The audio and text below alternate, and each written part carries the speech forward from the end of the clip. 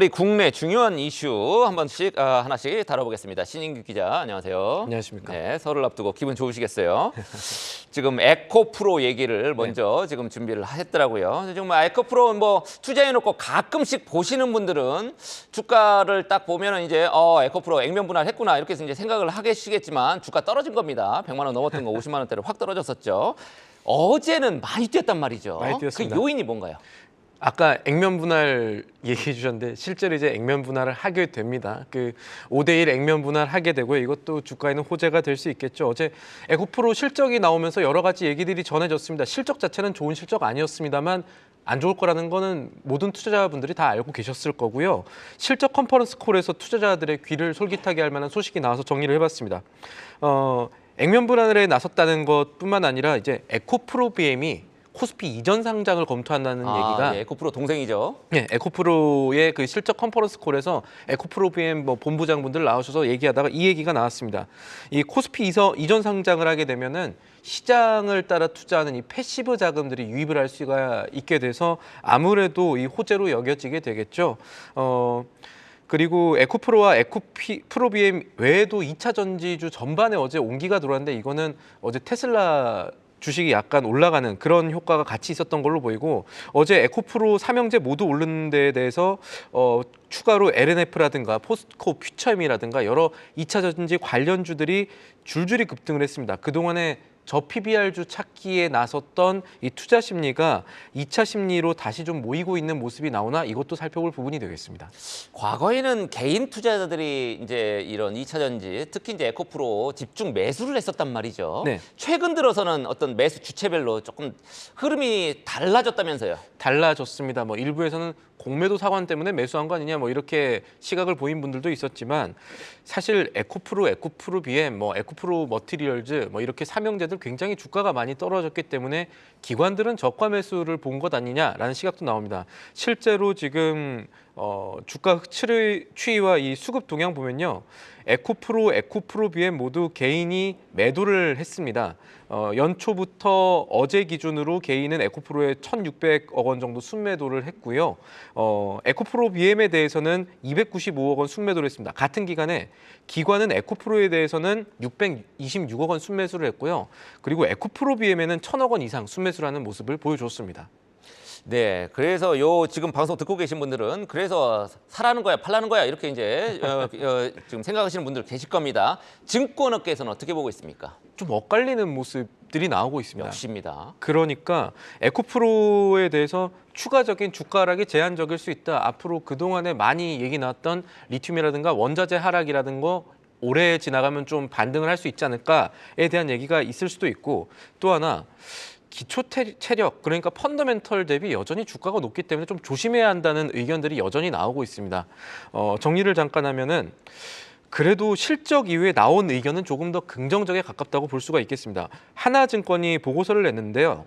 에코프로 BM 같은 경우에 최악 재고 상황은 이제 통과한 것으로 보인다. 그러면서 1분기 실적에 대해서는 매출 1조 원, 영업 적자는 375억 원 정도를 전망하는 겁니다.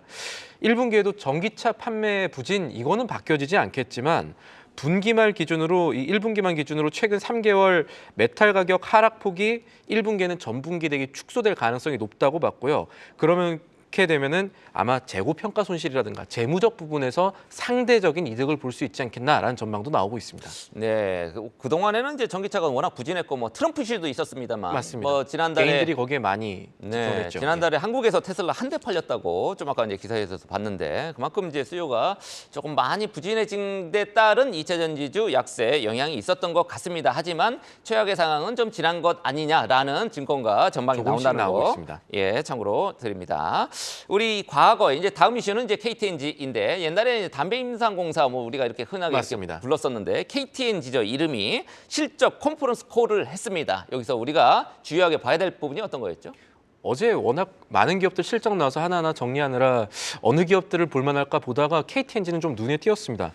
일단 실적 자체는 나쁘지 않았습니다. 지난해 전체 매출 보면은 5조 8천억 원이 넘어가기 때문에 역대 최대 수준의 실적을 기록했고 영업이익은 전년 대비 7.9% 감소하긴 했습니다. 이거는 아마 4분기에 부동산 평가 영업이익이 좀 줄고 대신에 그런 측면들이 있는 반면에 담배이익 한 두 자릿수 늘어간 그러니까 사업 자체는 꽤 잘하고 있는 것으로 보이는 여전히 실적들이 담배 나왔거든요. 많이 피시는군요. 전자담배도 여러분들. 그렇고 많이 하시는 것 같습니다. 많이 하시는 것 같고 그리고 또 하나 최근에 이 기업 밸류업 이런 얘기 나오면서 자사주 어떻게 하고 있느냐 많이 얘기가 나오는데 이 회사가 자사주 350만 주를 2월 16일 기준에 소각하기로 했습니다. 그리고 그것뿐만 아니라 하반기에도 이번에 3,150억 원 규모의 자사주 소각한 것을 넘어서서 하반기에 또 추가적으로 자사주 매입에 그리고 소각까지 할 수 있다라는 얘기까지 밝혔습니다.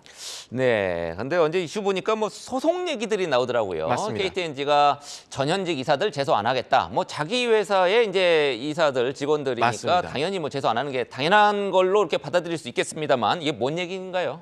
이게 회사가 자기 이사진들 소송을 하니 많이 이거 무슨 얘기인지 궁금해하실 분들이 있어서 일단 먼저 간단히 정리를 드리겠습니다. 한 번 정도 저희가 다룬 적이 있었긴 한데 행동주의 펀드 얘기입니다. 행동주의 펀드가요. 이 KTNG 백복인 사장부터 이사진들이 그동안에 재단에 자사주 무상증여하고 회사에 그 손해를 1조 원 이상 끼쳤기 때문에 회사가 이 이사진들 직접 고소해야 되는 거 아니냐 이런 의견서를 냈거든요. 근데 여기에 대해서 KTNG는 외부 법률 자문 검토를 해보니까 이사의 주의 의무 위반, 그러니까 배임으로 볼 수 있느냐 아니냐가 중요한데 이거 인정 어려울 가능성이 있다 이렇게 하면서 재단의 이 주식 보유 현황도 매년 공시하고 있기 때문에 행동주의 펀드의 공격이 약간 잘못된 거 아니냐, 핀트가 좀 어긋난 거 아니냐 이렇게 얘기를 하면서 소송 안 할 것이다 이렇게 얘기를 한 겁니다. 그러니까 이번에 소송 안 하겠다고 한 거는 KTNG가 자신의 지분을 갖고 있는 행동주의 펀드에 대해서 대립각을 제대로 세운 것이다 이렇게 볼 수가 있겠습니다. 네, 그러니까 자사주를 뭐 매입하는 거야 뭐 그렇다 치더라도 그거를 무상으로 증여한 거에 대해서 이제 왜 이거를 소각을 해가지고 주가 끌어올릴 생각을 안 하고 이거를 증여를 해서 경영권 방어에 같은 그런 용도로 그런 논란들도 썼느냐? 있었습니다. 예, 네. 이렇게 이제 행동주의 펀드 FCP 이게 플래시라이트 캐피털 파트너스라고 하는 것 같은데 네. 이렇게 문제 제기를 했던 것 같습니다. 그럼 FCP의 대응 어떻게 될 걸로 예상을 합니까? 이게 회사가 소송 안 하겠다고 하면은 FCP는 가만히 있느냐 이걸 봐야 되는데 아마 가만히 안 있을 것 같습니다. 지금 매체에서 나오는 이야기들 보면은 설 이후에 이제 소송으로 대응하겠다. 주주 대표 소송으로 행동주의 펀드인 FCP가 이 백복인 사장이야 이 이사진들 직접 소송하든지 이제 회사에 소송하겠다 이런 얘기들을 나오고 있는데 이 최근에 보면은 이 이사진들 관련 특히나 우리나라 사회 이사들이 제대로 기능하고 있느냐에 대한 논점이 이 KTNG 논란으로 생길 수가 있거든요. 이거는 설 이후에도 KTNG 주가뿐만 아니라 우리나라 이 코리아 디스카운트의 여러 요인 중에 하나였던 뭐 이사들의 이 경영 문제라든가 이런 것들이 다시 한번 도마 위에 오를 가능성이 매우 높아 보이는 이슈가 이번에 KTNG 통해서 나왔다고 볼 수가 있겠습니다. 네, 그렇군요. 이렇게 이제 행동주의 펀드하고 대립감 세고 이러면 뉴욕 증시에서는 이제 그런 종목들이 사실 주가가 좀 올라가죠. 상승하고 이런 경우가 많긴 했는데 이 이슈는 조금 작아 보이기도 하고 어떨지 좀 주의를 지켜봐야 될 것 같습니다. 이제 게임주 얘기를 드리겠습니다. 우리 국내 대형 게임주가 세 개가 뭐 넥슨하고 NC소프트도 있고 넷마블도 맞습니다. 있고 그렇죠. 네, 그 중에 3N이라고 넷마블이 흑자 전환에 성공을 했다고요? 맞습니다. 넷마블 4분기 실적이요. 컨센서스도 넘어섰습니다. 시장 추정치보다 꽤 좋았는데 4분기의 매출이 6,649억 원 했고요. 영업이익은 177억 원 했습니다. 흑자 전환에 성공한 거고요.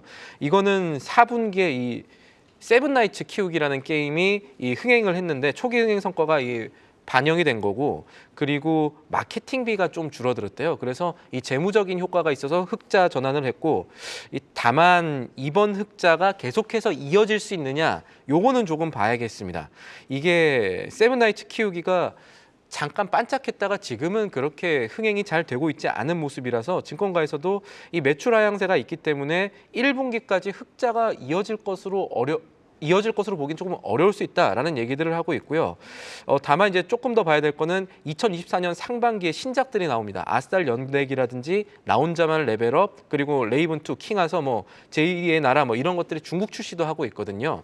그렇게 되면은 이게 대부분 2분기에 출시가 될 거기 때문에 1분기를 건너뛰고 2분기에 다시 반등할 수 있지 않느냐, 이런 기대감 때문에 증권사들은 보통 이 회사에 대한 목표가는 높이고 있는 이런 모습들이 관측되고 있습니다.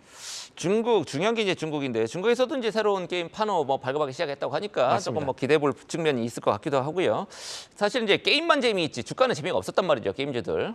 NC 소프트의 실적은 어떻게 나왔습니까? 많이 안 좋습니다. 그러니까 게임주 중에서도 옥석 가리기가 조금씩 되고 있는 모습들이 보이고 있는데, 그동안에 게임 대장주로 꼽혔던 NC소프트는 영업이익이 4분기에 전년 대비 91.9% 하락을 했습니다. 영업이익이 39억 원 기록했고요. 지난해 4분기 매출은 4,377억 원, 이것도 30% 넘게 하락을 한 겁니다. 증권사들이 지금 NC소프트에 대해서는 목표가도 그렇고 굉장히 좀 나름 차가운 시선을 보이고 있습니다. 넷마블하고는 다르네요. 넷마블하고 조금 상반되고 있는 모습을 보이고 있는데, 연초에 이 NC소프트 관련해서 목표가를 내놓은 회사들이, 증권사들이 12개입니다. 그런데 여기서 10곳 이상이 지금 목표가 하향을 하고 있습니다. NC소프트에 대해서는 기존 리니지 외에 IP라든가 어떤 새로운 게임들이 TL을 비롯해서 잘 되고 있는 것이 별로 없다라는 평가들이 주도적인 것 같습니다. 그렇군요. 자, 정부가 기업 밸류업 프로그램을 설 연휴 지나고 나서 이제 내놓을 거죠. 저 PBR주의 주가를 끌어올리기 위한 그런 이제 방안들이 될 텐데, 게임주도 최근에 주가가 이제 너무 많이 떨어져가지고 PBR이 저 낮죠. PBR로 속하는 데들이 좀 있을 것 같은데 맞습니다. 어떤 것들이 있습니까? 이 게임주 PBR 보면은 이 3L 포함해가지고 0.5배에서 뭐 많아야 1.5배 정도 되는데, 야, 게임주가 그 정도밖에 안 돼요. 게임주는 성장주인데 원래 네. PBR 높아야 되는데 좀 그렇게 높지 않죠. 이거는 주가가 장기간 부진한 상태인 것도 있고, NC소프트 같은 경우는 주가가 정말 롤러코스터 타듯이 내려간 경우들도 있기 때문에 그렇습니다. 그러면은 이 저 PBR주는 어떤 식으로 우리가 게임주를 볼 때 저 PBR의 관점에서 접근할 수 있을까? 이 증권가들의 전략을 좀 찾아봤더니요, 단순하게 이 주가 대비로만 보지 말고 현금성 자산에 주목하면 이 게임주 안에서도 볼만한 종목이 있다라는 분석들이 나옵니다. 이 한국투자증권의 분석인데요. 사실 뭐 게임사들의 낮은 PBR이 높은 현금 창출력, 그리고 특별히 자본 투자가 필요 없는 산업 구조 때문인 것도 있지만, 그래도 저 PBR주의 혜택을 받으려면 어느 걸 봐야 되느냐? 현금성 자산 봐야 되는데, 그러면은 현금을 얼마나 갖고 있는 데들이 누가 갖고 있고 얼마나 많이 갖고 있냐, 이걸 봐야 되는데, 크래프톤과 NC소프트, NHN을 꼽았습니다. 크래프톤 같은 경우는요, 게임사들 가운데 가장 많은 현금성 자산을 보유하고 있거든요. 3조 2천억 정도 되고요. NC소프트도 주가는 안 좋지만 2조 원 넘게 현금성 자산을 보유하고 있기 때문에 이런 부분들이 저 PBR 관점에서는 유효한 투자 전략이 될 수 있을 것이다. 이런 전략도 나왔습니다. 네, 잘 알겠습니다. 지금까지 신인규 기자였습니다.